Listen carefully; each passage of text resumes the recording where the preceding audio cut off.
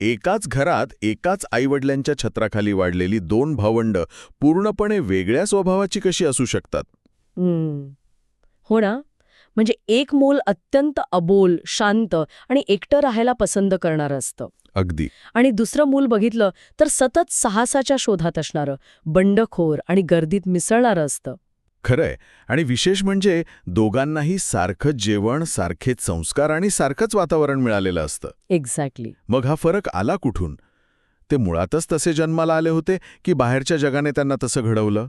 आज आपण मानवी व्यक्तिमत्वाच्या या गुंतागुंतीच्या आराखड्याच्या अगदी मुळाशी जाणार आहोत. म्हणजे माणूस नक्की कसा घडतो याच्या पडद्यामागचं विज्ञान आपण आजच्या या सखोल विश्लेषणात समजून घेणार आहोत. बरोबर.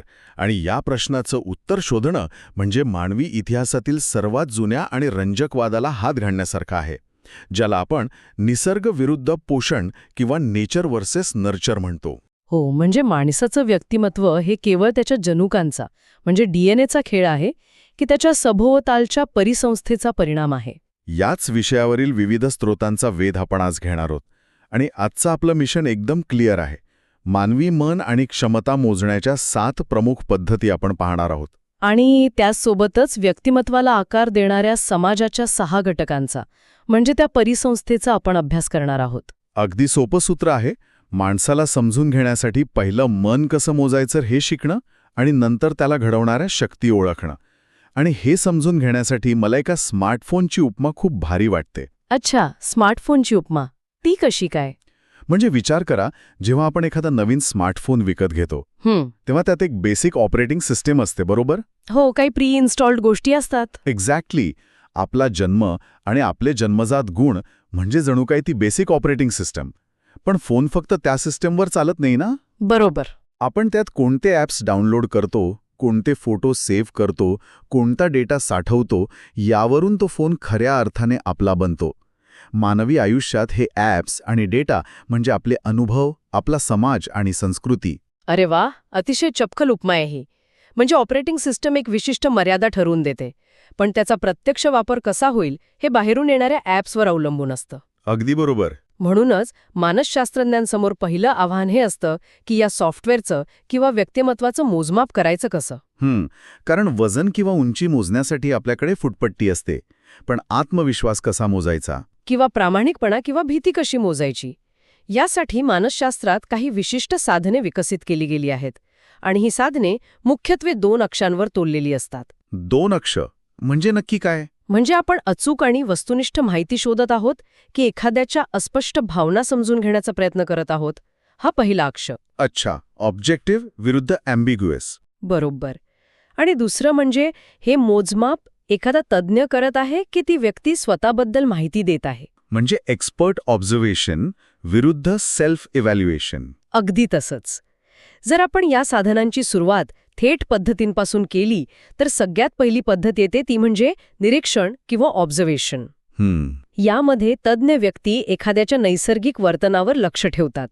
एखाद्या जंगलात वन्यजीवांचं निरीक्षण करण्यासारखंच हे. म्हणजे ती व्यक्ती तिच्या नैसर्गिक वातावरणात कशी वागते, अचानक आलेल्या तणावाखाली तिची प्रतिक्रिया काय असते, याचा कोणताही अडथळा न आणता अभ्यास केला जातो. होय. आणि याला जोडूनच दुसरी एक थेट पद्धत येते ती म्हणजे मुलाखत किंवा इंटरव्ह्यू. मुलाखत म्हणजे नोकरीसाठी घेतात तशीच. ही एक अत्यंत जुनी आणि प्रभावी पद्धत मानली जाते. करिअर समुपदेशन असो किंवा वैद्यकीय निदान याचा खूप वापर होतो. यामध्ये 2 प्रकार असतात. एक म्हणजे संरचित मुलाखत, जिथे विचारले जाणारे प्रश्न आणि त्यांचा क्रम आधीच निश्चित केलेला असतो. म्हणजे सर्वांना समान निकषांवर मोजता येतं. अगदी बरोबर. आणि दुसरी असते असंरचित मुलाखत, जिथे संवादाच्या ओघात नैसर्गिकरित्या प्रश्न निर्माण होतात. पण इथेच ना मला एक मोठा विरोधाभास जाणवतोय. तो कसा? म्हणजे मुलाखत पद्धतीवर आपण कितपत डोळे झाकून विश्वास ठेवू शकतो. कारण जेव्हा समोर एखादा तज्ज्ञ बसलेला असतो आणि तो प्रश्न विचारत असतो तेव्हा उत्तर देणारा माणूस खोटंही बोलू शकतो ना. हे मात्र खरंय. किंबहुना स्वतःला चांगलं दाखवण्यासाठी मुलाखतकाराला जे उत्तर अपेक्षित आहे तेच उत्तर तो देऊ शकतो. हो, याला सोशल डिझायरेबिलिटी म्हणतात. आणि दुसरी बाजू म्हणजे जो प्रश्न विचारतोय त्यात तज्ज्ञाचा स्वतःचा काही पूर्वग्रह असूच शकतो. समजा एखाद्या विशिष्ट कपड्यांवरून किंवा बोलण्याच्या पद्धतीवरून तज्ज्ञानं आधीच एक मत बनवलं तर संपूर्ण मोजमापच चुकीचं ठरेल. हा प्रश्न मानसशास्त्रातील सर्वात मोठ्या अडचणीवर बोट ठेवतो. आणि म्हणूनच तुमची शंका अगदी रास्ते आहे. हं, मुलाखतीतून मिळणारी बहुतांश माहिती ही व्यक्तीच्या सजग मनाकडून म्हणजे कॉन्शियस माइंडकडून येत असते आणि सजग मन हे नेहमी स्वतःचं संरक्षण करत असतं. म्हणजे ते एक प्रकारचा फिल्टर लावूनच जगाशी संवाद साधतं. एक्झॅक्टली. आणि तुम्ही म्हणालात तसा मुलाखतकाराचा पूर्वग्रह, ज्याला आपण हॅलो इफेक्ट म्हणू शकतो, तोही एक मोठा अडथळा असतो. Hello effect. हो. एखाद्या व्यक्तीचा एक चांगला गुण पाहून तिच्या इतर सर्व गुणांबद्दल सकारात्मक मत बनवणं ही मानवी प्रवृत्ती आहे. अच्छा, म्हणजे तो दिसायला चांगला आहे म्हणजे तो हुशारही असेलच. असा विचार करणं अगदी तेच. म्हणूनच कोणत्याही गंभीर निष्कर्षासाठी केवळ निरीक्षण किंवा मुलाखतीवर विसंबून राहता येत नाही. तिथे अधिक वैज्ञानिक आणि प्रमाणित साधनांची गरज भासते. म्हणजे जिथे माणसाचं सजग मन आपल्याला फसवू शकतं, तिथे आपण त्याला वळसा घालून जाणारी साधने वापरतो. याच कारणासाठी प्रमाणित मानसशास्त्रीय चाचण्यांचा किंवा स्टँडर्डाइज टेस्टचा जन्म झाला असावा. अगदी बरोबर. अशा चाचण्या ज्या हजारो लोकांवर आधीच तपासून पाहिलेल्या असतात, ज्यामुळे त्यातील त्रुटी खूप कमी होतात. यामध्ये प्रश्नावळी आणि स्वअभिवेदन म्हणजे सेल्फ रिपोर्टिंग या पद्धती येतात ना? हो. यामध्ये व्यक्तीला स्वतःच्या सवयी, आवडीनिवडी किंवा भावना एका विशिष्ट स्केलवर रेट कराव्या लागतात. पण थांबा, इथेही तोच प्रश्न येतोय. कोणता? माणसं स्वतःबद्दल कधीच पूर्णपणे प्रामाणिक नसतात किंवा त्यांना स्वतःची नीट ओळखच नसते. जर एखाद्या चाचणीत मला विचारलं की तुम्ही आळशी आहात का आणि मी उत्तर दिलं नाही, मी खूप कष्टाळू आहे, तर चाचणीला कसं समजणार की मी काल संपूर्ण रविवार फक्त वेब सिरीज बघण्यात आणि झोपण्यात घालवलाय? हा अत्यंत रास्त संशय आहे. आणि म्हणूनच प्रमाणित चाचण्यांची रचना अतिशय गुंतागुंतीची असते. त्यामध्ये केवळ सरळ प्रश्न नसतात, तर लाय स्केल्स म्हणजेच खोटं पकडणारे निकष लपवलेले असतात. लाय स्केल्स ते कसे काम करतात? खरं सांगायचं तर एखाद्या प्रश्नावळीत एक प्रश्न असू शकतो, मी माझ्या आयुष्यात कधीच कोणाशी खोटं बोललो नाही. बापरे, हा तर खूपच ट्रिकी प्रश्न आहे. हो ना. जर एखाद्या व्यक्तीने याला होय असं उत्तर दिलं, तर मानसशास्त्रज्ञांना लगेच समजतं की ही व्यक्ती स्वतःला आदर्श दाखवण्याचा खोटा प्रयत्न करत आहे. कारण जगात अशी कोणतीही व्यक्ती नाही जिने कधीच खोटं बोललं नाहीये. एक्झॅक्टली. असे अनेक फासे त्या चाचणीत विखुरलेले असतात, जे एकाच प्रश्नाला वेगवेगळ्या शब्दांत विचारून व्यक्तीच्या उत्तरांमधील विसंगती पकडतात. अरे वा, म्हणजे प्रश्नांच्या जाळ्यात अडकवून सजग मनाचा बचाव भेडण्याची ही एकदम भन्नाट पद्धत आहे. आणि यासोबतच मी वाचलं होतं की सामाजिक नोंदीचा किंवा सोशल रेकॉर्डचा वापरही केला जातो. हो, तोही एक महत्वाचा भाग आहे. म्हणजे जर कोणी स्वतःला खूप शिस्तबद्ध म्हणत असेल, पण त्याचे भूतकाळातील शैक्षणिक किंवा व्यावसायिक रेकॉर्ड पाहिले आणि तिथे सतत उशिरा येण्याचा किंवा कामं अपूर्ण ठेवण्याच्या नोंदी असतील, तर सत्य लगेच समोर येतं. बरोबर. भूतकाळ हा एक प्रकारे भविष्याचा आरसा असतो, ज्यामुळे वर्तमानातील व्यक्तिमत्वाचा खरा चेहरा दिसतो. अगदी. सामाजिक नोंदी आपल्याला व्यक्तीच्या खऱ्या वागणुकीचा ऐतिहासिक पुरावा देतात. पण काय? पण या सर्व पद्धती शेवटी माणसाच्या वरवरच्या वर्तनावर किंवा त्याच्या स्वतःच्या जाणीवेवर आधारित आहेत. मानवी मनाचा खरा खजिना किंवा खरी गुप्तितं त्याच्या अवचेतन मनात म्हणजे सबकॉन्शियस माइंडमध्ये दडलेली असतात. ज्या भावना, ज्या भीती किंवा ज्या इच्छा व्यक्तीला स्वतःलाही माहीत नसतात, त्या कशा मोजायच्या? तिथे प्रवेश करण्यासाठी प्रोजेक्टिव्ह पद्धतींचा वापर केला जातो. ही संकल्पना मला सर्वात जास्त आवडली होती. जेव्हा मी याबद्दल वाचत होतो, तेव्हा मला आकाशातील ढगांचं उदाहरण आठवलं. ढगांचं उदाहरण? हो, म्हणजे आपण अनेकदा मैदानावर झोपून आकाशात जाणाऱ्या ढगांकडे पाहतो ना.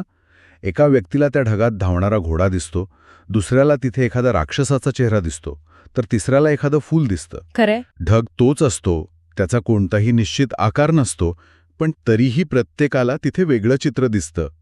प्रोजेक्टिव्ह पद्धतीमध्ये जे शाईचे अस्पष्ट डाग वापरले जातात, ते अगदी या ढगांसारखेच काम करतात ना? अगदी तंतोतंत. यामागे एक अतिशय भक्कम वैज्ञानिक कारण आहे.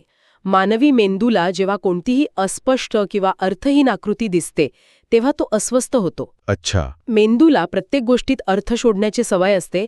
याला पॅराडोलिया म्हणतात. पॅरेडोलिया.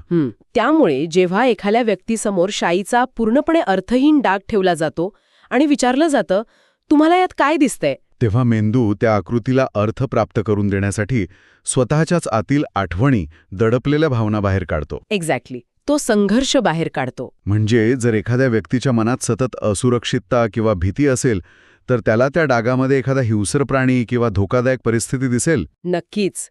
कारण तिथे कोणतंही बरोबर किंवा चूक उत्तर नसतंच.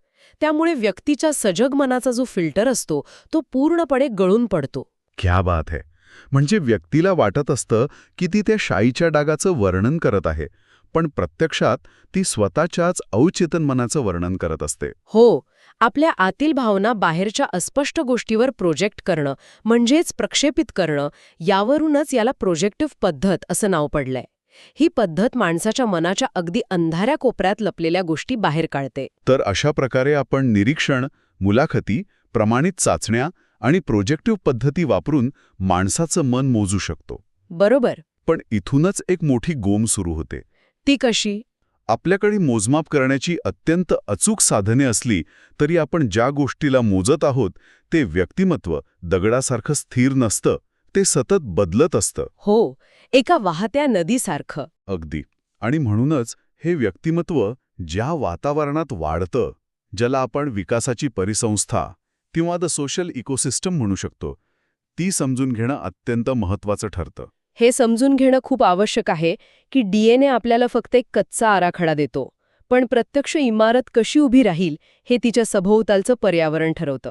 व्यक्ती शून्यातून घडत नाही, ती तिच्या सभोवतालच्या जगाचा एक बाय प्रॉडक्ट असते. एक्झॅक्टली. या परिसंस्थेची रचना एका कांद्याच्या पापुद्र्यांसारखी किंवा पाण्यात उमटणाऱ्या वर्तुळांसारखी असते.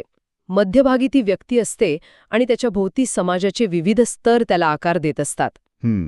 यातील सर्वात पहिलं आणि सर्वात आतील वर्तुळ असतं कुटुंब.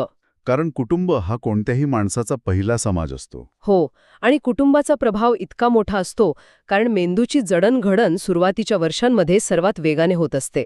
आई वडील, भाऊ बहीण यांचा स्वभाव, त्यांचा एकमेकांशी संवाद साधण्याचा मार्ग, यावरून मूल जगाकडे पाहण्याचा दृष्टिकोन ठरवतं. जर कुटुंबात प्रेम, संरक्षण आणि आधार असेल तर मुलामध्ये आत्मविश्वास निर्माण होतो. पण मला सांगा, यामागील विज्ञान काय सांगतं? फक्त प्रेमाने आत्मविश्वास कसा वाढतो? जेव्हा लहान मुलाला कुटुंबाकडून बिनशर्त प्रेम आणि सुरक्षितता मिळते तेव्हा त्याच्या मेंदूला असा संकेत जातो की हे जग एक सुरक्षित ठिकाण आहे.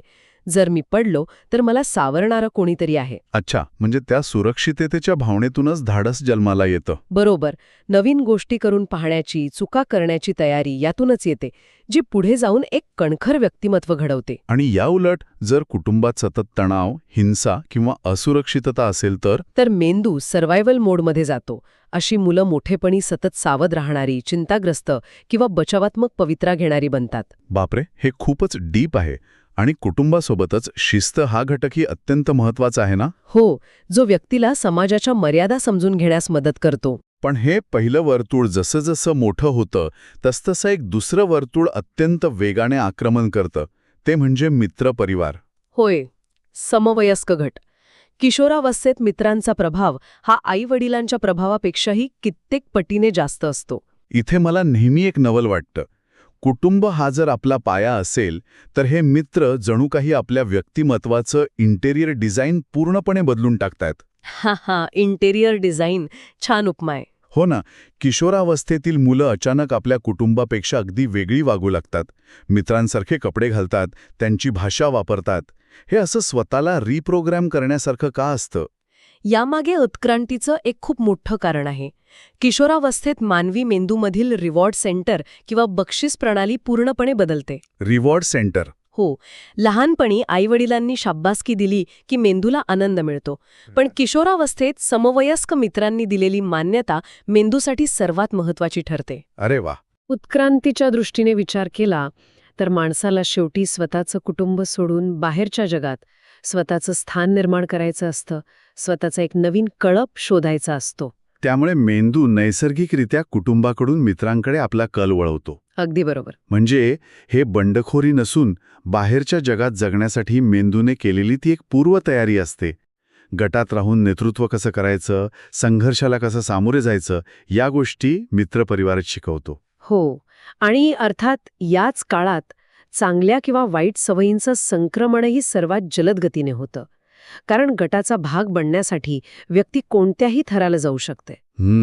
आणि जेव्हा आपण या आंतरिक गाभ्यातून म्हणजे कुटुंब आणि मित्रांच्या विश्वातून बाहेर पडतो तेव्हा आपण परिसंस्थेच्या दुसऱ्या मोठ्या स्तरात प्रवेश करतो. हा स्तर असतो संरचनात्मक आधाराचा, ज्यामध्ये शाळा आणि सांस्कृतिक संस्था येतात. शाळा हा व्यक्तीच्या आयुष्यातील समाजीकरणाचा पहिला अधिकृत केंद्रबिंदू असतो. तिथे फक्त पुस्तकी ज्ञान मिळत नाही, तर खऱ्या अर्थाने समाज कसा चालतो याचा तो एक मायक्रो प्रोजेक्ट असतो. बरोबर.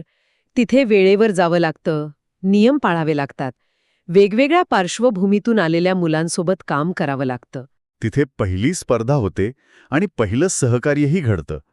पण शाळेसोबतच आणखी एक घटक अतिशय शांतपणे पण खोलवर काम करत असतो, तो म्हणजे सांस्कृतिक आणि धार्मिक संस्था. सांस्कृतिक संस्था या कोणत्याही समाजाचा अदृश्य सांगाडा असतात. सण, परंपरा, मूल्य यांच्या माध्यमातून त्या माणसाला एक मोठ्या अर्थाशी जोडतात. त्या व्यक्तीमध्ये कर्तव्य भावना निर्माण करतात. आणि सगळ्यात महत्त्वाची गोष्ट म्हणजे या संस्था भूतकाळ आणि भविष्यकाळ यांना जोडणारा दुवा असतात. अगदी. त्या रूढी परंपरांना जपत व्यक्तीला आधुनिक जगाशी जुळवून घेण्यास एक सुरक्षित चौकट देतात. आणि या सर्वांच्या पलीकडे या परिसंस्थेचं सर्वात मोठं, सर्वात बाहेरील आणि सर्वाधिक प्रभाव टाकणारं वर्तुळ असतं, ते म्हणजे देशाचे कायदे आणि माध्यमे. जेव्हा आपण कायद्याचा विचार करतो तेव्हा आपल्याला वाटतं की कायदा फक्त गुन्हा रोखण्यासाठी असतो. पण समाजातील कायदे मानवी व्यक्तिमत्वाला थेट आकार देऊ शकतात. जर एखाद्या समाजात असा कायदा असेल ज्यामुळे स्त्रियांना शिक्षणाची समान संधी मिळते, तर तो फक्त एक नियम नसतो. तो कायदा हजारो लाखो स्त्रियांच्या व्यक्तिमत्व विकासाचे दरवाजे उघडणारी चावी असतो. एक्झॅक्टली. कायदे आणि सामाजिक नियम हे मानवी वर्तनाचं मॅक्रो कंडिशनिंग करतात. ते ठरवतात की समाजात कोणत्या गोष्टीला बक्षीस मिळेल आणि कशाला शिक्षा होईल. जेव्हा एखाद्या देशाची व्यवस्था सर्वसमावेशक असते, तिथे व्यक्तीला स्वतःच्या क्षमतांचा विकास करण्याची मोकळीक मिळते. आणि याच बाह्य वर्तुळाचा दुसरा अत्यंत शक्तिशाली घटक म्हणजे प्रसारमाध्यमे आणि तंत्रज्ञान. आजच्या युगात सोशल मीडियाचा प्रभाव हा इतर सर्व घटकांपेक्षा वेगाने वाढत आहे. हो, स्त्रोतामध्ये या माध्यमांना एका तराजूसारखं समजलं गेलंय. ही उपमा खूप काही सांगून जाते. याचा अर्थ असा की तंत्रज्ञान स्वतःहून चांगलं किंवा वाईट नसतं, ते फक्त एक पारडं आहे. बरोबर. आणि हे पारडं कसं झुकतं हे त्याच्या वापरावर अवलंबून आहे. जर योग्य मार्गदर्शन असेल तर इंटरनेटमुळे व्यक्तीचं ज्ञान अथांग वाढतं. जगभरातील माहिती क्षणात उपलब्ध होते, ज्यामुळे सृजनशीलता वाढते. पण दुसऱ्या बाजूला याच माध्यमांचा अतिवापर झाला तर तोल भयंकर रीतीने बिघडतो. हो, कारण आपण पाहतोय की सोशल मीडियामुळे आजकाल लोक सतत स्वतःची तुलना इतरांच्या परफेक्ट दिसणाऱ्या आयुष्याशी करत असतात. सकाळी उठल्यापासून रात्री झोपेपर्यंत जे सततचं स्क्रोलिंग चालतं, त्यातून नकळतपणे एक निराशा, असुरक्षितता आणि अलिप्तपणा वाढीस लागतोय. माध्यम हे असं एक अदृश्य शस्त्र आहे जे जागतिक स्तरावर माणसाच्या मानसिकतेला रोज नवीन आकार देत आहे. तो तराजू समतोल ठेवणं हे आजच्या काळातील सर्वात मोठं आव्हान आहे. आता जर आपण या सर्व प्रवासाकडे मागे वळून पाहिलं तर आपल्याला एक अतिशय स्पष्ट चित्र दिसतं. हो, आपण सुरुवात केली ती मापनाच्या साधनांपासून, निरीक्षण, मुलाखती, प्रमाणित चाचण्या आणि प्रोजेक्टिव्ह पद्धती. आणि नंतर आपण पाहिली ती विकासाची परिसंस्था. कुटुंब, मित्र, शाळा, संस्कृती, कायदे आणि माध्यमे. यातून एक व्यक्तिमत्वाचं अंतिम सूत्र तयार होतं. व्यक्तिमत्व बरोबर जन्मजात गुण म्हणजे DNA अधिक सामाजिक आणि सांस्कृतिक पर्यावरण. माणूस म्हणजे फक्त त्याच्या जनुकीय रचनेचा गुलाम नाही आणि केवळ बाह्य परिस्थितीच्या हातातील बाहुलही नाही. तो या दोन्हींच्या सतत चालणाऱ्या समन्वयाचा एकत्रित परिणाम आहे. यातून दोन महत्त्वाचे निष्कर्ष समोर येतात. पहिला, आकलनाबाबत. जर तुम्हाला एखाद्या माणसाला खऱ्या अर्थाने समजून घ्यायचं असेल तर तुम्ही केवळ एका मापन पद्धतीवर अवलंबून राहू शकत नाही. तुम्हाला विविध पद्धतींचा एकत्रित वापर करावा लागतो, कारण मानवी मन बहुआयामी आहे. आणि दुसरा निष्कर्ष, विकासाबाबत. जर तुम्हाला एक सुदृढ समाज घडवायचा असेल तर केवळ उपदेश देऊन चालत नाही. कुटुंबापासून ते देशाच्या कायद्यांपर्यंत संपूर्ण परिसंस्थेचं योग्य पोषण होणं आवश्यक असतं. आपण केवळ एखादं बी जमिनीत रोवून ते आपोआप एका सुंदर झाडात रूपांतरित होईल अशी अपेक्षा करू शकत नाही. त्या बीजाभोवतीची माती किती सुपीक आहे, त्याला मिळणारं पाणी आणि हवा कशी आहे, यावरच त्याचं भविष्य ठरतं. आपला समाज, आपले संस्कार आणि कायदेही ती माती आणि पाणी आहेत. खरंच, माणसाला समजून घेण्याचा हा मानवी आराखड्याचा प्रवास थक्क करणारा आहे. पण हे सर्व समजून घेत असताना या चर्चेच्या शेवटी माझ्या मनात एक विचार सातत्याने घोळतोय, जो प्रत्येकाने स्वतःला शांतपणे विचारायला हवा. कोणता विचार? जर आपलं व्यक्तिमत्व हे आपला जन्मजात स्वभाव, आपलं कुटुंब, आपले मित्र, आपण ज्या शाळेत गेलो ती शाळा आणि आता अगदी अलीकडे दररोज आपल्या डोळ्यांसमोर येणाऱ्या सोशल मीडिया फीडचा एकत्रित परिणाम असेल, तर आपल्यातलं असं नक्की किती टक्के आहे जे खऱ्या अर्थाने आपलं स्वतःचं आहे, जे ओरिजिनल आहे? बापरे, हा खूपच मोठा प्रश्न आहे. आणि किती टक्के केवळ आपल्या सभोवतालच्या या महाकाय गुंतागुंतीच्या परिसंस्थेने आपल्यावर टाकलेला एक प्रभाव आहे? आपण खऱ्या अर्थाने स्वतःचे शिल्पकार आहोत की केवळ या परिसंस्थेने घडवलेली एक कलाकृती? या मानवी आराखड्याचा विचार करत असताना स्वतःच्या आत डोकावून पाहण्यासाठी हा नक्कीच एक अस्वस्थ करणारा पण तितकाच रंजक प्रश्न आहे. याच प्रश्नासोबत आज आपण इथेच थांबूया.